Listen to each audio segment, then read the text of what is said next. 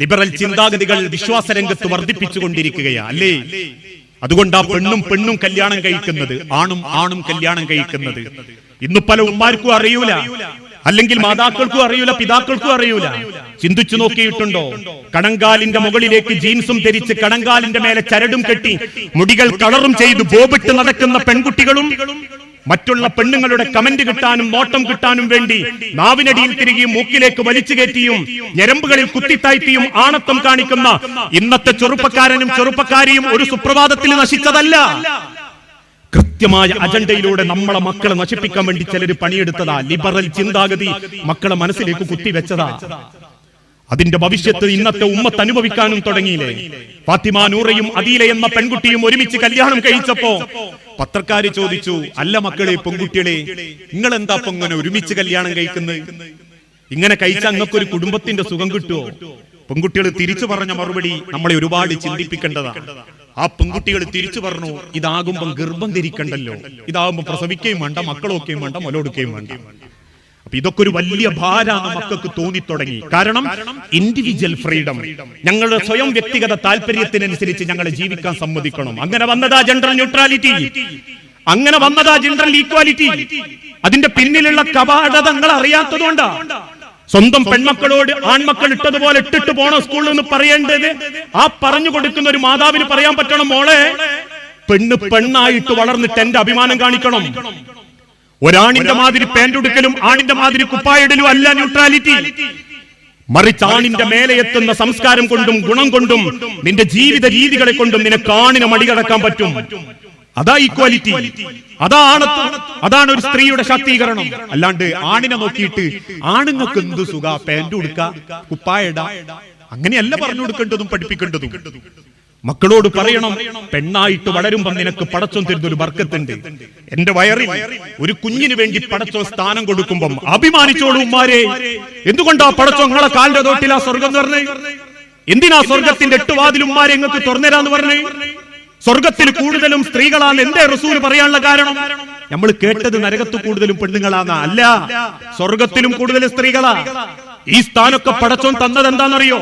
നിങ്ങളെ നേരെ മറന്റെ എപ്പറ ഇരിക്കുന്ന ഈ മനുഷ്യന്മാരൊക്കെ ഒരു ഉമ്മാന്റെ വയറ്റിൽ കിടന്നതാ. ഇവരെ വയറ്റിൽ ഒരു ഉമ്മയും കിടന്നിട്ടില്ല, ഇവരെ വയറ്റിൽ ഒരു പെണ്ണും കിടന്നിട്ടില്ല. നിങ്ങളെ വയറ്റിൽ കിടന്നവരാ ഈ കാണുന്ന ആണെന്ന വർഗം മുഴുവൻ. അത് അഭിമാന, അന്തസ. കാരണം ഈ ലോകത്തിന്റെ നിലനിൽപ്പ് എന്റെ ഉദരത്തിലാ, എന്റെ വയറിലാ. അതുകൊണ്ട് അവസാനത്തെ വിടവാങ്ങൽ പ്രസംഗത്തിൽ പോലും തന്റെ ലക്ഷക്കണക്കിന് സഹാബത്തിനെ അറഫ മൈതാനിയിൽ നിർത്തി അള്ളാന്റെ പ്രവാചകൻ അവസാനം പറഞ്ഞൊരു വാക്കുണ്ട്, നിങ്ങളെ സ്ത്രീകളോട് നിങ്ങൾ മര്യാദക്ക് പെരുമാറണട്ടോ. കാരണം അവര് ജീവിച്ചതുകൊണ്ടാണ് നിങ്ങൾ ഉണ്ടായത്. അവര് ജീവിതം മാറ്റിവെച്ചതുകൊണ്ടാ. ഒരു ഉമ്മാന്റെ വയറിലാ ലോകത്തിന്റെ നിലനിൽപ്പ്, ഒരു ഉമ്മാന്റെ ഉദരത്തിലാ ഈ ലോകത്തിന്റെ സന്തോഷം. ആ തിരിച്ചറിവിലേക്ക് ഈ സമുദായത്തെ മാറ്റാൻ, പ്രത്യേകിച്ച് വളർന്നുകൊണ്ടിരിക്കുന്ന മക്കൾക്ക് അന്ധവിശ്വാസവും അനാചാരവും ആകർഷിക്കപ്പെടുക. അതുകൊണ്ടാ ഏക സിവിൽ കോഡിന്റെ ചർച്ചയൊക്കെ വന്നപ്പം നമ്മളെ സ്ഥാപനങ്ങളിൽ പഠിക്കുന്ന മക്കൾ പോലും പറയുന്നു, അങ്ങനെ വന്നാൽ ഇപ്പൊ എന്താ പ്രശ്നം, എല്ലാവർക്കും ഒരേ നിയമല്ലേ, ഒരുമിച്ച് കത്തിക്കാനാ തീരുമാനെങ്കിൽ ഒരുമിച്ച് കത്തിച്ചാ പോരെ മയ്യത്ത്. ആ മക്കൾക്ക് അറിയിച്ചു കൊടുക്കണം, മക്കളെ, അള്ളാന്റെ ഹബീബ് പറഞ്ഞൊരു രീതിയുണ്ട്, 6 അടി മണ്ണിലേക്ക് ചേർത്ത് വെച്ച് തസ്ബീഹും ചൊല്ലി പടച്ചോനെ ഏൽപ്പിച്ചു കൊടുക്കുമ്പോ നമുക്കുണ്ടാകുന്ന ഒരു സമാധാനം. ഇതൊക്കെ പഠിപ്പിക്കേണ്ട വാപ്പാരുമാരും ഫോണുമ്മ കളിച്ചിരിക്കുമ്പോഴും പൈസ ഉണ്ടാക്കാൻ ഓടുമ്പോഴും നാളെ മറ്റന്നാൾ പടച്ചോന്റെ അടുത്തേക്ക് ചെല്ലുമ്പോൾ പറയാന്ന് വിചാരിച്ചിട്ടുണ്ടോ? ഞാൻ മക്കളെ നല്ലോണം നോക്കി തിന്നാണ്ടാക്കി കൊടുത്തു, എല്ലാവർക്കും 10 സെന്റ് വാങ്ങിക്കൊടുത്തു, എല്ലാരെയും പെണ്ണെട്ടിച്ചു, കെട്ടിച്ച പെണ്ണുങ്ങൾക്കൊക്കെ ഞാൻ പൈസ കൊടുത്തു, ഇത് പറയാന്നുള്ള സന്തോഷമുണ്ടോ? അത് പടച്ചോൻ പറയാൻ അവസരം തരുന്നതിന്റെ മുൻപ് ചോദിക്കുന്ന ഒരു ചോദ്യമുണ്ട്. നിന്റെ നാട്ടിൽ, നിന്റെ ജനതയിൽ, നിന്റെ മക്കളിൽ, കുടുംബത്തിൽ പടച്ചോനെ പറ്റിയുള്ള ഒരു ബോധം ഉണ്ടാക്കാൻ പറ്റുമോ? അറിഞ്ഞിട്ടുണ്ടോ നമ്മൾ അള്ളാഹുവിനെ? ഒരു വിശ്വാസിയുടെ ഏറ്റവും വലിയ മൂല്യത റബ്ബിനെ അറിയാം. നമ്മളൊക്കെ ഒരുപാട് പറയാറില്ലേ, പാലിൽ വെള്ളം ചേർക്കാൻ കൽപ്പിച്ച ഉമ്മനോട്, ഉമ്മ, ഉമർ കണ്ടിട്ടില്ലെങ്കിലും അള്ളാഹു കാണില്ലേ ഉമ്മ എന്ന് ചോദിച്ചൊരു മകളെ പറ്റി. ആ കേട്ട ചരിത്രത്തിന്റെ പേരിൽ ഒരുപാട് ആസ്വദിച്ച നമ്മളെ വീട്ടിൽ വലത്തെ കൈ കൊണ്ട് കുടിക്കേണ്ടതിന് പകരം ഇടത്തെ കൈ കൊണ്ട് എടുത്തു കുടിക്കുന്ന മക്കളോട് അത് പാടില്ല മക്കളെ എന്ന് പറയാൻ നാവ് ഉയർന്നിട്ടില്ലെങ്കിൽ, 4 അഥവാ ഇന്ന് 5:38 കൊടുക്കുന്ന ബാങ്കിന് ഓരോ പള്ളിയിലും ജമാഅത്ത് 5:58-6 5:56 സ്വന്തം വീട്ടിൽ നിന്ന് ഇറങ്ങിപ്പോകുന്ന ഒരു വാപ്പാക്ക്, ഒരു ഉമ്മാക്ക് സ്വന്തം മക്കളെ വിളിച്ചുണർത്തിയിട്ട് മക്കൾക്ക് ദീനിന്റെ പാഠങ്ങൾ ഓതിക്കൊടുക്കാനും ഒരു ജമാഅത്തിലെങ്കിലും പങ്കെടുപ്പിക്കാൻ പറ്റുന്നില്ലേ? പിന്നെ എന്ത് വിശ്വാസം? ഏത് റബ്ബിനെയാ നമ്മൾ അറിഞ്ഞ്? അള്ളാൻ അറിയാന്ന് പറഞ്ഞാൽ തൗഹീദ് നാവുകൊണ്ട് പറയല് മാത്രല്ല, എന്ന് നാവുകൊണ്ട് പറയല് മാത്രല്ല തൗഹീദ്, അത് ജീവിതം കൊണ്ട് പ്രഖ്യാപിക്കല, ജീവിതം കൊണ്ട് കാണിക്കല. അതുകൊണ്ട് തന്നെ ഒരു വിശ്വാസിയുടെ ഏറ്റവും നല്ല മൂല്യം അന്ധവിശ്വാസത്തിലേക്കും ചൂഷണത്തിലേക്കും പോകാത്ത വിശ്വാസമായിരിക്കണം. ഈ മതത്തെ പലരും അവനവന്റെ നേട്ടത്തിന് വേണ്ടി ഉപയോഗിച്ചുകൊണ്ടിരിക്കുകയാണ്. ആ മൂല്യങ്ങളിൽ ഏറ്റവും മനോഹരമായ ഒരു വിശ്വാസിയുടെ മൂല്യമാണ് ബന്ധങ്ങളിൽ ഉയർന്ന മൂല്യത കൈവരിച്ച മതമാണ് ഇസ്ലാം. ഉത്കൃഷ്ട മൂല്യം, ബന്ധങ്ങൾക്ക് എന്നും പവിത്രത കൊടുത്ത മതം. പക്ഷേ ഇന്നത്തെ കാലഘട്ടത്തിൽ ഓരോ ബന്ധങ്ങളും അകന്നുകൊണ്ടിരിക്കുകയാണ്.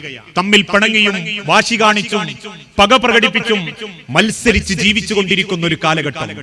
ഈ ഇരിക്കുന്ന എത്രയോ കുടുംബങ്ങൾ, എത്രയോ മനസ്സുകൾ പല കുടുംബത്തു നിന്നും അകന്ന് ജീവിക്കുന്നവരാ. അങ്ങനെ ജീവിക്കുന്നവരുണ്ടെങ്കിൽ ഈ ലോകത്തെ എത്ര നമസ്കരിച്ച് നോമ്പനുഷ്ഠിച്ച് പടച്ചോനെ തൃപ്തിപ്പെടുത്തിയാലും ലാ യദ്ഖുലുൽ ജന്ന ഖാത്തിഉർ റഹിമ, കുടുംബം മുറിച്ച ഒരാൾ പോലും പടച്ചോന്റെ സ്വർഗ്ഗത്തിലുണ്ടാവൂല. അല്ലാഹു സാക്ഷി. ഇതും ലോകത്തിന്റെ ഹബീബായ നബി തങ്ങൾ പറഞ്ഞിട്ടുണ്ടെങ്കിൽ അല്ലാഹു പറഞ്ഞൊരു വാക്കുണ്ട് വിശുദ്ധ ഖുർആനിലൂടെ, വത്തഖുല്ലാഹല്ലദീ തസാഅലൂന ബിഹി വല്ലർഹാം വല്ലർഹാം.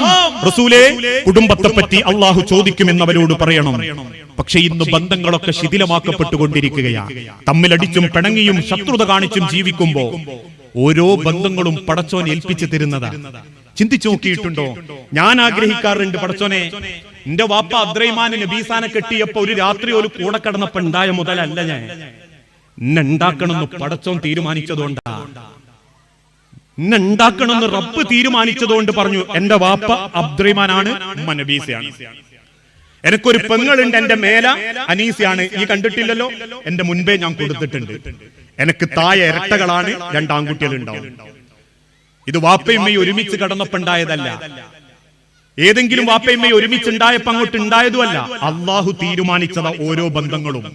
എന്റെ വാപ്പ ആരാവണം, എന്റെ മൂത്താപ്പ ആരാവണം, ഞാൻ ഏത് കുടുംബത്തിൽ ജനിക്കണം, ഞാൻ ഏത് പെണ്ണിനെ ഏത് കല്യാണത്തിന് ഏത് വീട്ടിൽ നിന്ന് കല്യാണം കഴിക്കണം, ഇതൊക്കെ പടച്ചോൻ തീരുമാനിച്ചെന്നതാ. അല്ലാണ്ട് നമ്മൾ കുറെ തെരഞ്ഞതുകൊണ്ടും ബ്രോക്കറെ പിന്നാലെ നടന്നതുകൊണ്ടും 100 ഫോട്ടോ കണ്ടതുകൊണ്ടും അവസാനം അവിടെ എത്തിപ്പെട്ടതൊന്നുമല്ല. നമ്മളെ എഴുതി വെച്ചത് ആ കുടുംബത്തിലാണ്, അവിടെ നമ്മൾ എത്തും. ആ ബന്ധങ്ങൾക്ക് എന്നും പ്രാധാന്യം കൊടുക്കുന്നവനാ ഒരു നല്ല വിശ്വാസി. അത് ഇസ്ലാമിന്റെ മൂല്യ. അള്ളാഹുവിന്റെ പ്രവാചകനെ മൃഗീയമായി ഉപദ്രവിച്ച സ്വന്തം കുടുംബത്തോട് അള്ളാഹുവിന്റെ റസൂൽ കാണിച്ച മര്യാദല്ലേ? കരിങ്കല്ല് കൊണ്ട് എറിഞ്ഞോടിച്ച ഉമ്മത്തിനെ പോലും മുന്നിൽ കിട്ടിയപ്പോ റസൂലുള്ള പുറത്തൊരു പൊറുക്കലില്ലേ? പട്ടിണിക്കിട്ട് ഉപരോധിച്ചപ്പോ പോലും അള്ളാഹുവിന്റെ റസൂൽ കുറ്റം പറയാത്തൊരു കുടുംബല്ലേ? കണ്ണുനീരോടെ റസൂലുള്ള ഹാഷിം കുടുംബത്തോട് ചോദിച്ചൊരു ചോദ്യമുണ്ട്. ഉമ്മ കുടുംബമായ ഹാഷിം കുടുംബത്തോട് ചോദിച്ചൊരു ചോദ്യം, ബനു ഹാഷിം കുടുംബമേ, നിങ്ങൾ എന്തിനാണ് അങ്ങനെ ഉപദ്രവിക്കുന്നത്? കാരണം ഓരോ ബന്ധങ്ങൾക്കും റസൂലുള്ള സ്ഥാനം കൊടുത്തിട്ടുണ്ട്.